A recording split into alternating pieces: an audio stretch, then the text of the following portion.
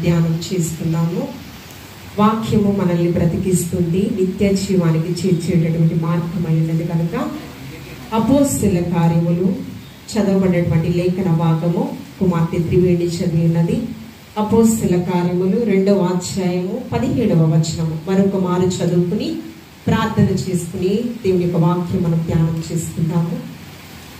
అంత్య దినముల యందు నేను మనుష్యులందరి మీద నా ఆత్మను కుమ్మరించెదను, మీ కుమారులను మీ కుమార్తెలను ప్రవచించెదరు, మీ యవ్వనులకు దర్శనములు కలుగును, మీ వృద్ధులు కలలు కందురు.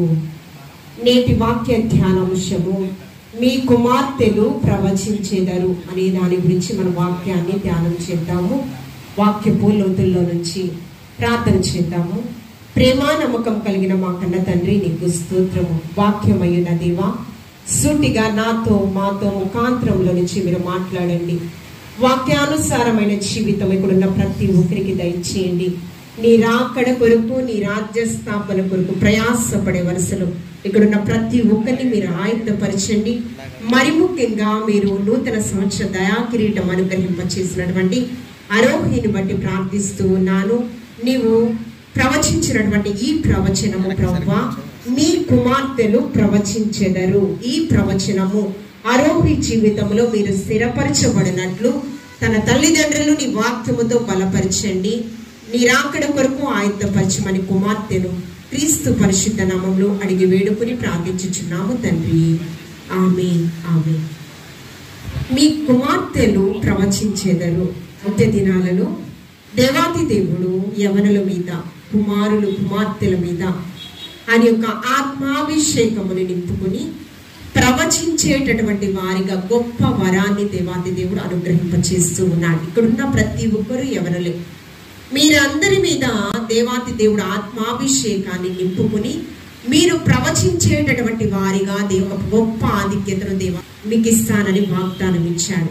ఏ రీతిగా మీరు జీవిస్తే వాక్యానుసారంగా అనేది వాక్యపు లోతుల్లో నుంచి మనం ధ్యానం చేద్దాం. చదువుకున్నటువంటి ఉత్తర పత్రిక వాక్య భాగంలో 127వ సంకీర్తన 3వ వచనంలో గర్భఫలము యెహోవా అనుగ్రహించు స్వాస్థ్యం. ఎవరు అనుగ్రహించు స్వాస్థ్యము? పరమ తండ్రి అనుగ్రహించు స్వాస్థ్యము. స్వాస్థ్యం అంటే నా ప్రాపర్టీ, అది నా నుంచి ఎవ్వరు కూడా తీయలేరు. రెంటెడ్ హౌసెస్ ఎలా ఉంటుందండి?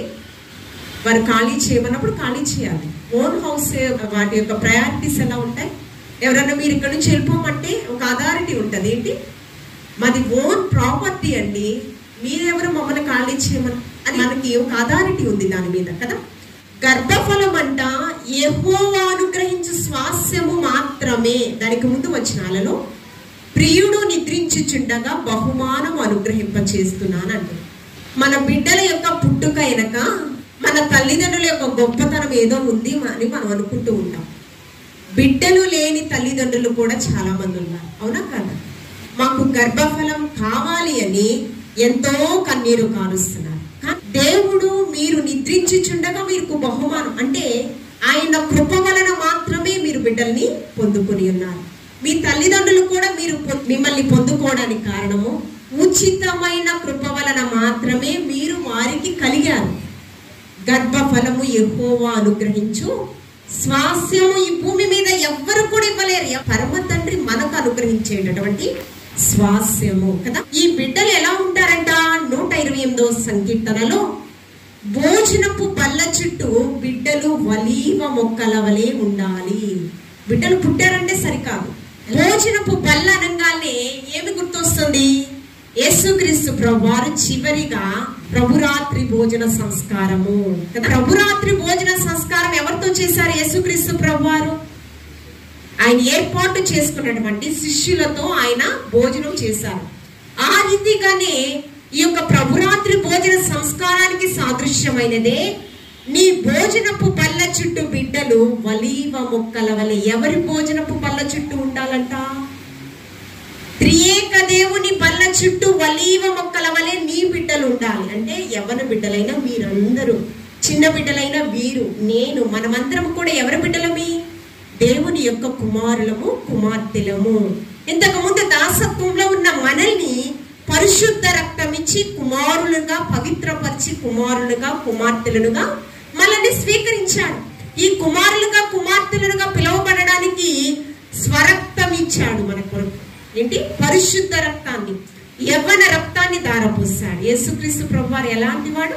10,000లో సుందరుడు, సర్వోన్నతుడు, ప్రేమామయుడు. ఆయన పరిశుద్ధ రక్తాన్ని మన కొరకు ధారపోసాడు. మనం ఎలా ఉండాలంటే భోజనపు బల్ల చుట్టూ, ఎక్కడ?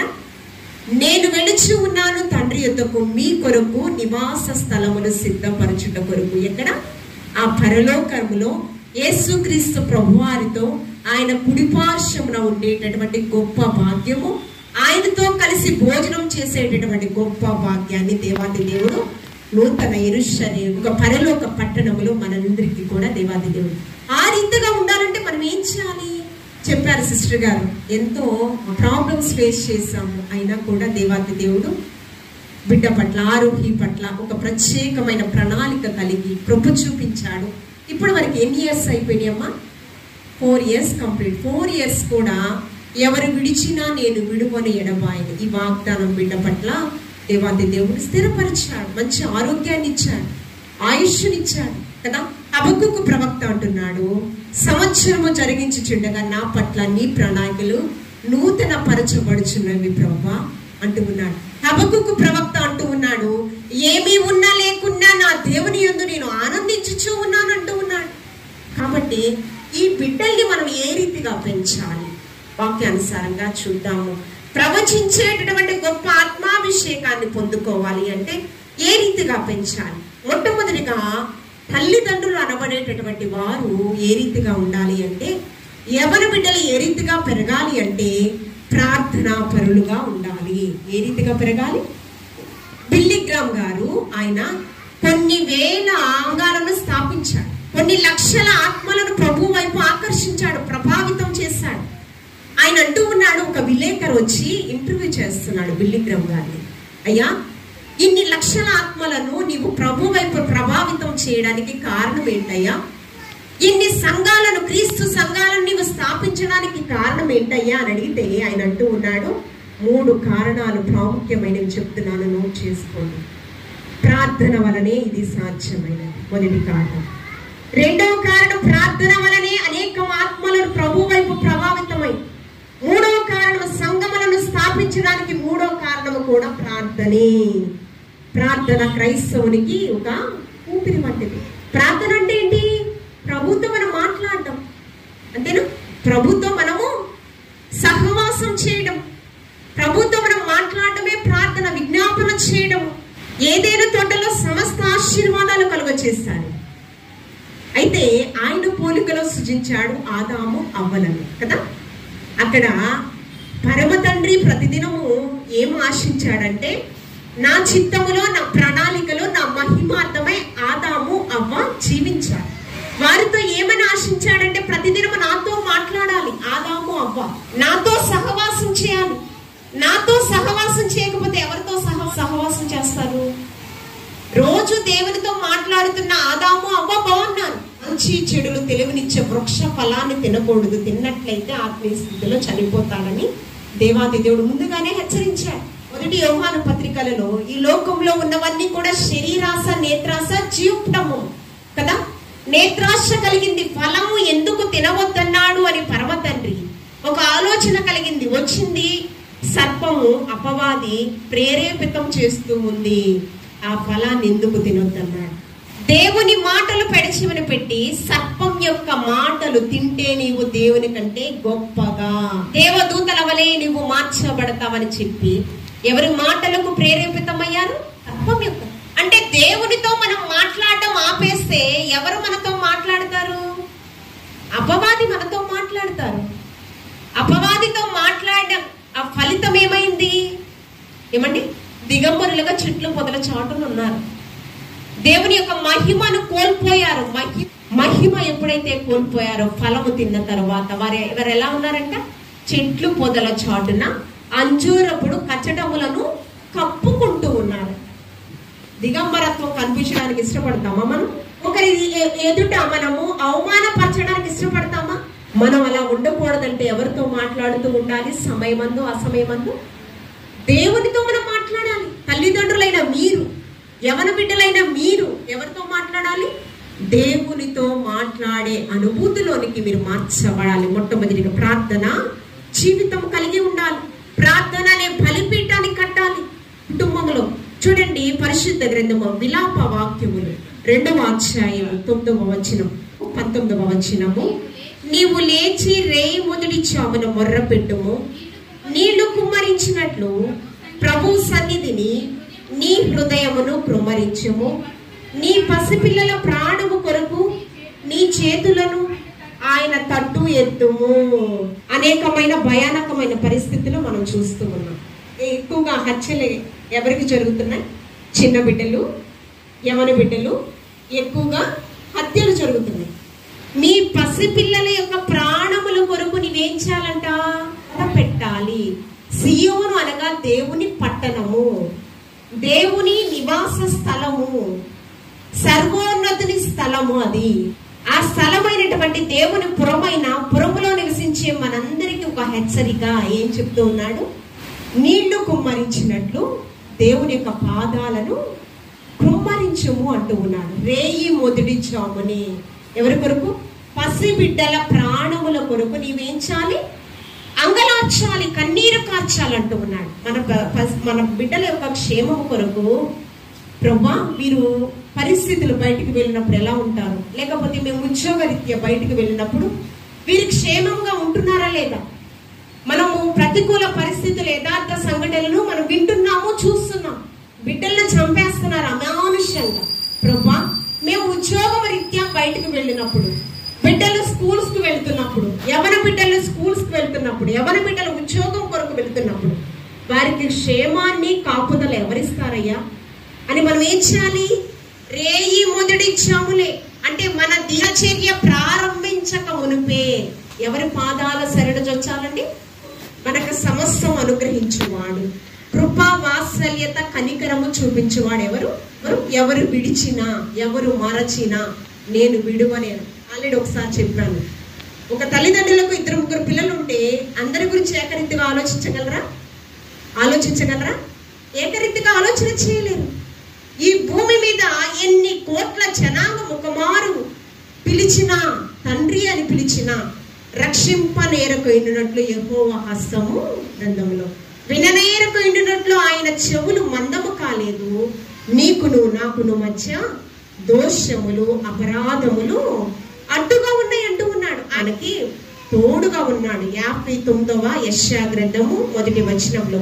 కాబట్టి పసిబిడ్డల యొక్క ప్రాణముల కొరకు ఏం అంగలార్చమంటూ ఉన్నాడు. చూడండి, ఇర్మియా ప్రవక్త, ఇర్మియా గ్రంథము 9వ అధ్యాయము 20వ వచనం. స్త్రీలారా, యెహోవా మాట వినుడి, మీరు చెవియొగ్గి ఆయన నోటి మాట ఆలకించుడి. మీ కుమార్తెలకు రోదనము చేయ నేర్పించుడి. ఒకరికొకరు అంగలార్పు ఇందాక చదివినటువంటి విలాప వాక్యములు ఏంటి?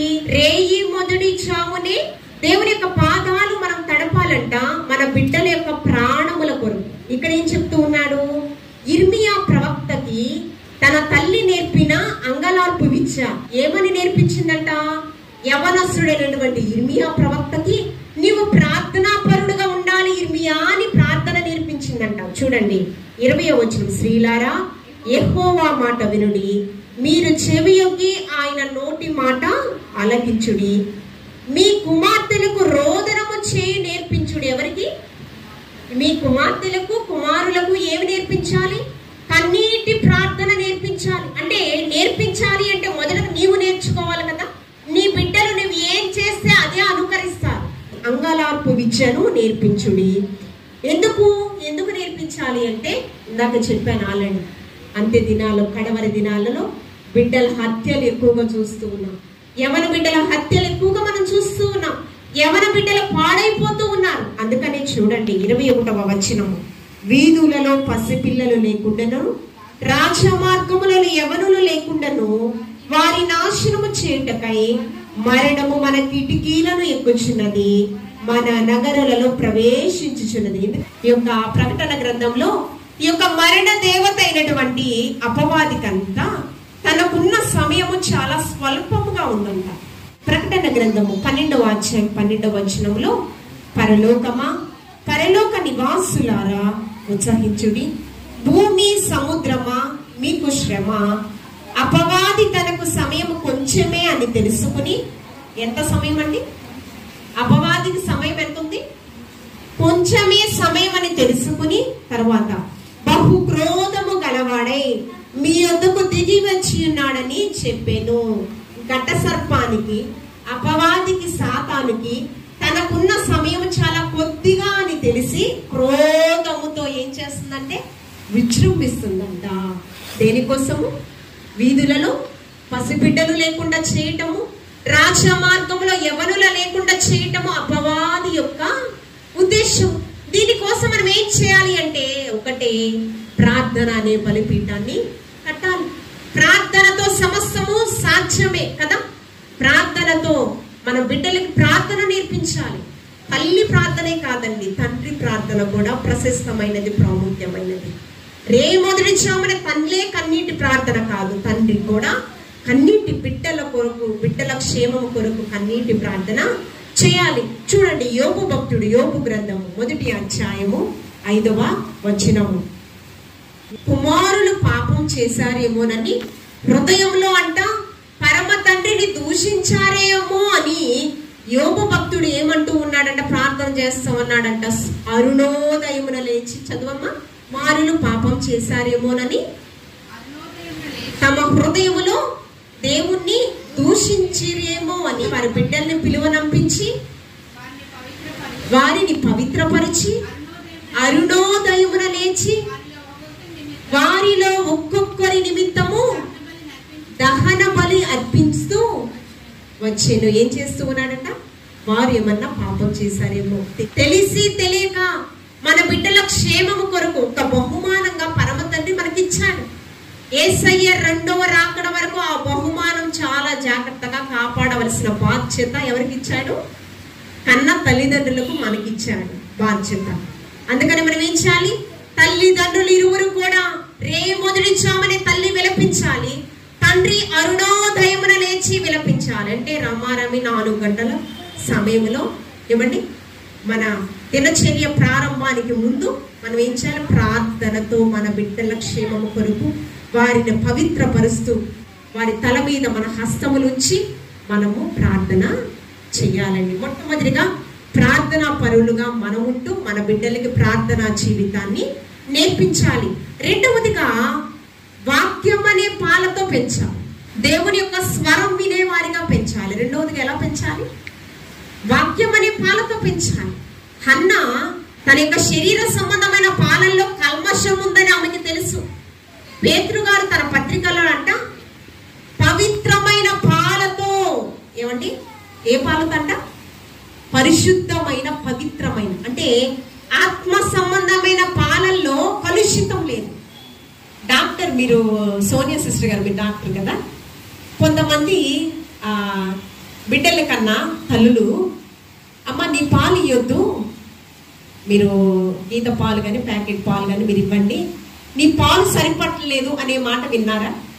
నేను విన్నాను. అంటే తల్లి పాలల్లో అన్న కలుషితం ఉందేమో కానీ దేవుని యొక్క వాక్యము సజీవమైనది. నా యందు విశ్వాసం ఉంచువాడు బ్రతుకును, మరణించినను బ్రతుకును, బ్రతికిన వాడు మరెన్నటికి మరణించడు. అంటే నిత్య జీవానికి చేర్చేటటువంటిది. మనకు అసలు మరణమే లేదు.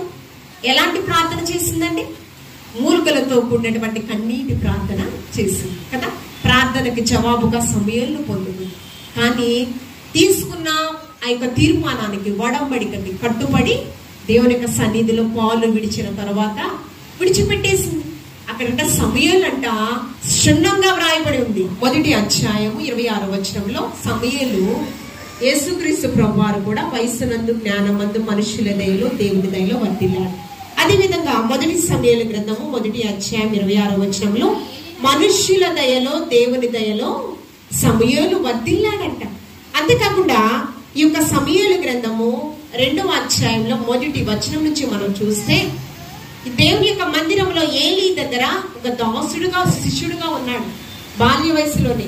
అయితే పరమ తండ్రి తన స్వరముతో యాజకులతో మాట్లాడటం మానేశాడు, ప్రవక్తలతో మాట్లాడటం మానేశాడు. కానీ అక్కడ దేవుని యొక్క మందిరములో దీపం మారిపోకుండా ఏలీ దగ్గర ఒక దాసుడుగా ఉన్నాడు సమూయేలు, బాలుడు. కానీ యాజకుడితో దేవుని స్వరం మాట్లాడలేదు, కానీ సమూయేలుతో ముమ్మారు దేవుని యొక్క స్వరము మాట్లాడింది. దేవుని యొక్క స్వరాన్ని విన్నాడు అంటే తల్లి హన్నా దేవుని స్వరాన్ని వినేలా దేవుని మందిరంలో విడిచిపెట్టింది. అది శ్రేష్టమైనది. ఈ ఆవరణంలో ఒక దినము గడుపుట 1000 దినాల కంటే శ్రేష్టమైనది. ఆ శ్రేష్టమైన వాటి కొరకు తన కుమారుడిని పెంచింది కదా. ఆ మోషే కూడా తన స్వరము విన్న తరువాత అదేలాగా ఇజ్రాయేలు జనాంగానికి నాయకుడిగా, వారిని దాసత్వంలో నడిపించేటటువంటి వ్యక్తిగా, ఒక బలమైన యుద్ధ సూర్యుడిగా మార్చబడ్డాడు. ఎవరు నేర్పిన పాఠాలు? యొకబెతుల బాల్య వయసులో పాలు ఇవ్వడానికి ఫరో కుమార్తె తన తల్లి దగ్గరికి చేర్పించబడింది. యొకబెతుల తీసుకెళ్ళింది. ఆ పాలు ఇస్తూనే ఏమి నేర్పించింది? నీవు ఫరో కుమారుడుగా ఉండకూడదు. 6 లక్షల కాల్బలము ఇజ్రాయేలు ప్రజలు దాసత్వంలో ఫరో దగ్గర ఉన్నారు. వారందరినీ నీవు కానాను దేశానికి, పాలు తేనెలు ప్రవహించు కానాను దేశానికి ఇవి ఎవరు నేర్పించారు? తల్లి నేర్పించిన పాఠాలు. నువ్వు సామాన్యుడు కాదు. అదేవిధంగా నీవు నేర్పించాలి. ఏమి నేర్పించాలి? నీవు సామాన్యురాలు కాదమ్మా, దేవుడు మాకు ఇచ్చిన బహుమానం. అంత్య దినాలలో నువ్వేం చేస్తావు తెలుసా? ఈ దినాలలో నీవు ప్రవచించే కుమార్తెగా ఉండాలి. నువ్వు ఈ ప్రవచనం, ఈ వాక్కును నేర్పించాలి. దేవుని యొక్క మాటలు ఇవి అభ్యసింపచేయాలి. మనం ఏమవుతామంటే 144వ సంకీర్తన 12వ వచనంలో 144వ సంకీర్తన 12వ వచనంలో దేవుని యొక్క వాక్కులు అభ్యసింపచేసిన సమూయేలు బాల్య వయసులో దేవుని స్వరాన్ని విన్నాడు. ఇక్కడ కూడా కీర్తనకారుడు మాట్లాడిచి ఉన్నాడు. మా కుమారులు తమ యవ్వన కాలమందు ఆత్మీయతలో ఎదిగిన మొక్కల వలె ఉన్నారు. మరుగుజ్జుగా పిల్లలుంటే ఇష్టపడతామా మనం? లేదు కదా. ఆత్మీయతలో ఎదగాలి, శారీరకంగా ఎదగాలి, ఆత్మీయతలో కూడా. తర్వాత కింద వచనం ఏంటి? కుమార్తెలు నగరకు చెక్కబడిన మూల కంబాల వలె ఉండాలి. మీ ఇనిషియల్ ఏంటమ్మా? మీ ఇంటి పేరు ఏంటి? కుప్ప. ఆ వంశానికి ఒక గర్వకారణమైన ఆశీర్వాదకరమైన కుమార్తెగా ఆరోహి ఉండాలి. అంతేకాకుండా ఇక్కడ మీరు నివసించే ప్రాంతంలో కూడా ఆశీర్వాదకరమైన కుమార్తెగా ఇక్కడ ఉన్న యవన బిడ్డలందరూ ఉండాలి. మొట్టమొదటిగా ఆ కుమార్తె కూడా ఉండాలి, ఆశీర్వాదకరమైన కుమార్తెగా. అంతేకాకుండా నీ సంఘానికి ఒక ఆశీర్వాదకరమైన కుమార్తెగా ఆరోహి ఉండాలి. ఎలాగా? కుమార్తెలు నగరకు చెక్కబడిన మూల కంబాల. ఈ యొక్క బిల్డింగ్ పిల్లర్స్ లేకపోతే నిలబడుతుందా? అంటే ఒక పిల్లర్ గా కుమార్తెను పోల్చాడు. ఈ యొక్క యవ్వన కుమారులను ఒక పిల్లర్ గా పోల్చాడు దేవాది దేవుడు. ఆ రీతిగా మన బిడ్డల్ని ఆశీర్వాదకరమైన బిడ్డలుగా, ఆశీర్వాదానికి వారసులుగా పెంచాలి. అందుకే వాక్యం కూడా ఆశీర్వాదానికి వారసులు అగుటకే మీరు పిలువబడితే గాని మరి దేనికి కాదు. కీడుకు ప్రతి కీడును, దూషణకు ప్రతి దూషణ మీరు చేయకూడదు. చేసేమవుతుంది? ఆశీర్వాదానికి మీరు మీ బిడ్డలు వారసులుగా ఎంచబడరు. దేవుని స్వరం విన్నటువంటి ఈ యొక్క నయమాను దగ్గర నయమాను ఏం చేశాడు? ఇజ్రాయేలు కుమార్తెను దాసిగా తీసుకొచ్చేసాడు కదా. రాజుల గ్రంథము 2వ రాజుల గ్రంథం. ఈ యొక్క పరాక్రముడు, అంతేకాకుండా దేవుని దృష్టికి గనుడైనటువంటి సిరియా రాజు దగ్గర సైన్యాధిపతి అయినటువంటి నయమాను ఇతను ఏం చేశాడు? యుద్ధం చేసి, ఆ యుద్ధం చేసిన తర్వాత ఒక చిన్న బిడ్డను దాసిగా తీసుకుని వచ్చాడు. తన యొక్క భార్య దగ్గర దాసిగా పెట్టాడు. ఆమె ఏం చెప్తుందంటే చూడండి, 2వ రాజుల గ్రంథం 5వ అధ్యాయము 3వ వచనం. నా ఏలిన వాడుండవలనని నేనెంతో కోరుచు ఉన్నాను ప్రవక్త దగ్గర షోమ్రోనులో. అతడు నా ఏలిన వానికి కలిగిన కుష్టు రోగము బాగు చేయనని తన యజమానురాలుతో చెప్పాను. ఎవరు చెప్పారు మంచి మాటలు? ఈ మాట చెప్పమని ఎవరు చెప్పారు? సువార్త అంటే ఏంటి? సువార్త అంటే మంచి వార్త. తన తల్లి నేర్పించింది మంచి వార్తలు చెప్పమని. అయ్యా నన్ను విడిచిపెట్టని ఏడవటం లేదు. ఒక దాసిగా ఎవరో తెలియని మూర్ఖుల దగ్గర ఆమె ఉంది. దాసిగా పని చేసేటటువంటి వ్యక్తిగా చిన్న బిడ్డ. కానీ ఏం చెప్తుంది? ఆమె తన తల్లి నేర్పించిన మంచి పాఠాలు. ప్రవక్త షోమ్రోలో ఉన్నాడు, కుష్ఠవ్యాధితో ఉన్నాడు యజమానుడు. ఆ యజమానుడు ప్రవక్త దగ్గరికి వెళితే ఏం చేస్తాడు? స్వస్థతను పొందుకుంటాడమ్మా అని ఎవరితో చెప్తుంది? పని చేస్తూ యజమానురాలతో. ఆ మంచి మాటలు ఎక్కడున్నా కూడా నువ్వు చెప్పాలి, మాట్లాడాలని ఎవరు నేర్పించింది? ఆత్మ సంబంధమైన వాక్కులతో ఎవరు పెంచారు? తన తల్లి. ఆ వయసులో ఆమె ఏం చేయాలి? మమ్మల్ని విడిచిపెట్టాడని కన్నీరు కార్చాలి. ఆ బాల్య వయసులో ఒక మంచి మాట తన యజమానురానికి చెప్పి, ఆ మాట విన్న తర్వాత అది చిన్న బిడ్డ మాట చులకనగా తీసుకోకుండా, నిర్లక్ష్యం చేయకుండా, అది దేవుని మాట, ఇలాంటి వారిదే పరలోక రాజ్యమని, కల్మషం లేని హృదయాలు, వారిని ఆటంకపరచకూడదని యేసుక్రీస్తు ప్రభువారు శిష్యులకు నేర్పించాడు లూకాసు వార్తలు కదా. వీరు దేవుని యొక్క ప్రతినిధులు, ఇలాంటి వారి పరలోక రాజ్యపు నాయకులు. అందుకని ఆ మాటలు తీసుకుని ఏం వెళ్ళాడు? షోమ్రోనులో తన దాసుడైన గెహాజీతో కొన్ని బహుమతులు తీసుకుని, ఎలీషా దైవజనుడు చెప్పినట్లు ఆ నదిలో 7 మార్లు మునిగాడు.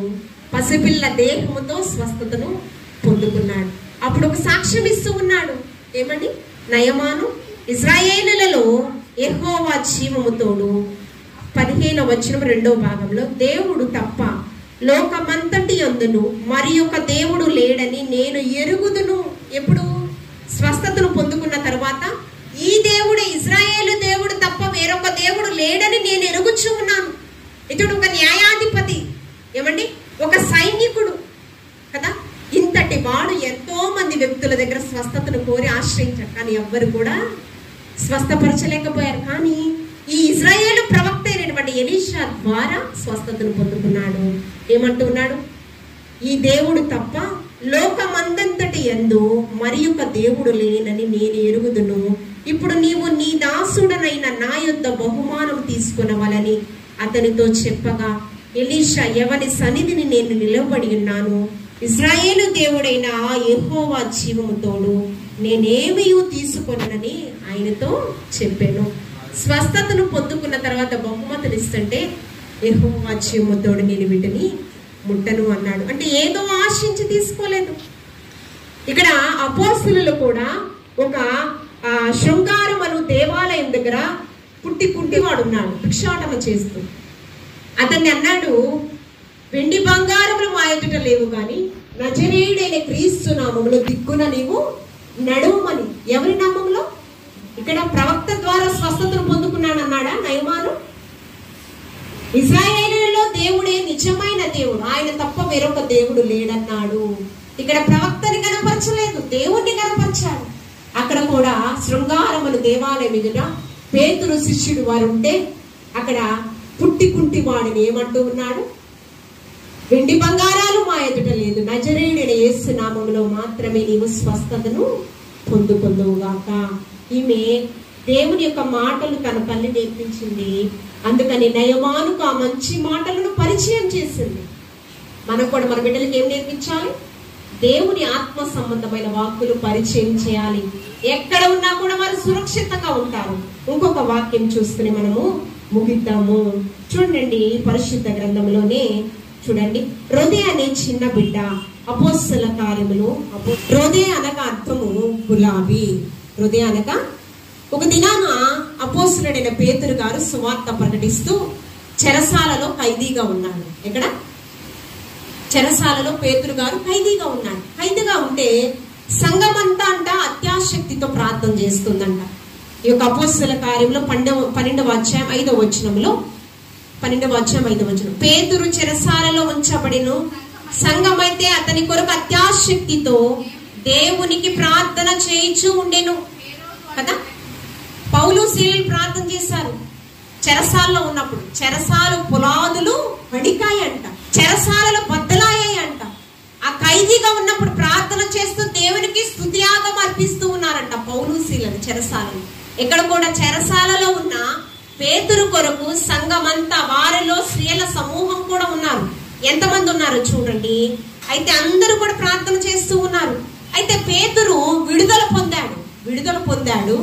వచ్చి ఈ మేడ గది దగ్గర ప్రార్థన చేస్తూ ఉన్నప్పుడు సంఘమంతా కూడా పేతురు స్వరం వింది రొదే అనే చిన్న బిడ్డ. కానీ అందరూ కూడా సంఘం అంతా అత్యాశక్తితో ప్రార్థన చేస్తారు పేతురు విడుదల కొరకు. ఎవరెవరు ప్రార్థన చేస్తున్నారు? 12వ వచనం. ఇట్లా ఆలోచించుకొని అతడు మార్కు అను మారు పెరుగల యెహోను తల్లి అయిన మరియ ఇంటికి వచ్చెను. అక్కడ అనేకులు కూడి ప్రార్థన చేయుచుండిరి. అతడు తలవాకిట తలుపు తట్టుచుండగా రొదే అనే ఒక చిన్నది ఆలకించుటకు వచ్చెను. ఆమె పేరును స్వరమును గుర్తుపట్టి సంతోషము చేత తలుపు తీయక లోపలికి పరుగెత్తుకుని పోయి పేతురు తలుపు దగ్గర నిలిచి ఉన్నాడని ఎవరితో చెప్పారు? సంఘం అంతటికి తెలుపుతుంది ఈ చిన్న బిడ్డ. అప్పుడు ఏమన్నారో తెలుసా? పేతురు స్వరం వింటే మేం వినాలి కానీ నువ్వు వినడం ఏంటి? మగ్దలేని మరియా 7 దయ్యముల నుంచి విడుదల పొందుకుంది. యేసుక్రీస్తు ప్రభువారు మరణాన్ని జయించి మృత్యుంజయుడే తిరిగి లేచిన తర్వాత మొట్టమొదటిగా పునరుద్ధానాన్ని ప్రత్యక్షతను చూపించింది ఎవరికి? మగ్దలేని మరియా. రబ్బూని బోధకుడా అని ఆమె యేసుక్రీస్తు ప్రభువాన్ని తాకుతూ ఉంది. నువ్వు నన్ను తాకవద్దమ్మా, తండ్రి దగ్గరికి నేను కొనుక్కోబడాలని. నీవు వెళ్ళి నేను పునరుద్ధానుడయ్యానని అందరికి చెప్పమన్నాడు. వెళ్ళి శిష్యులకు చెప్తే ఏమన్నాడు? దెయ్యం పట్టింది, దెయ్యం నుంచే విడుదల పొందుకుంది, మరలా దెయ్యం పట్టింది. ఎందుకన్నారు? శిష్యులమైన మాకు కనిపిస్తే మొదటగా కనిపించాలి. ఈమెకు కనిపించడం ఏంటి?